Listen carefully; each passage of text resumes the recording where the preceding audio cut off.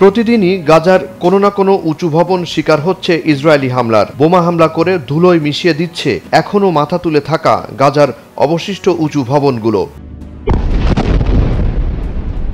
Israeli বাহিনী গাজা শহরকে মাটির সাথে মিশিয়ে দেওয়ার অংশ হিসেবে আরও কয়েকটি বহুতল আবাসিক ভবন ধ্বংস করে। এভাবে ফিলিস্তিনের গাজাকে একেবারে শেষ করে দেওয়ার পরিকল্পনা ইসরায়েলের। ইসরায়েলের এমন হামলা যেন থামানোর কেউ নেই, তাই নতুন চিন্তা মাথায় নিয়ে মুসলিম দেশগুলোর সমন্বয়ে যৌথ অপারেশন সদর দপ্তর গঠনের আহ্বান জানিয়েছে ইসরায়েলকে চ্যালেঞ্জ করা একমাত্র দেশ ইরান। দেশটির সর্বোচ্চ নিরাপত্তা পরিষদের সচিব আলী লারিজানি তার এক্স অ্যাকাউন্টে লিখেন, অন্তত এই উম্মাদ শাসনের বিরুদ্ধে একটা যৌথ অপারেশন সদর দপ্তর গঠন করুন। এই একটি সিদ্ধান্তই ওই শাসনের প্রভুদের উদ্বিগ্ন করবে এবং তারা শান্তি প্রতিষ্ঠা ও নোবেল পুরস্কারের আশায় তড়িঘড়ি করে তাদের নির্দেশনা পরিবর্তন করবে।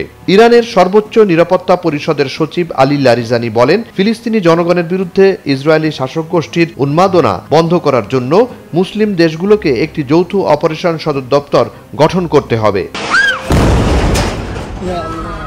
ইরানের ইসলামী বিপ্লবী গার্ড বাহিনীর সাবেক প্রধান কমান্ডার মোহসেন রেজাই আঞ্চলিক দেশগুলো বিশেষ করে সৌদি আরব, তুরস্ক ও ইরাককে সতর্ক করে বলেন, যদি তারা তেল আবিবের বিরুদ্ধে সামরিক জোট গঠন করতে ব্যর্থ হয় তবে ওই দেশগুলো ইসরায়েলি আগ্রাসনের মুখোমুখি হবে। এদিকে দখলদার ইসরায়েল ভূখণ্ড লক্ষ্য করে ক্ষেপণাস্ত্র ছুড়েছে ইয়েমেন। ইয়েমেনি সশস্ত্র বাহিনী জানায়, তাদের ক্ষেপণাস্ত্র বাহিনী ইসরায়েলি অধিকৃত অঞ্চলের গভীরে তেল আবিবের স্পর্শকাতর লক্ষ্যবস্তুতে একটি ফিশন মাল্টি ওয়ারহেড ফিলিস্তিন 2 হাইপারসনিক ব্যালিস্টিক ক্ষেপণাস্ত্র নিক্ষেপ করেছে।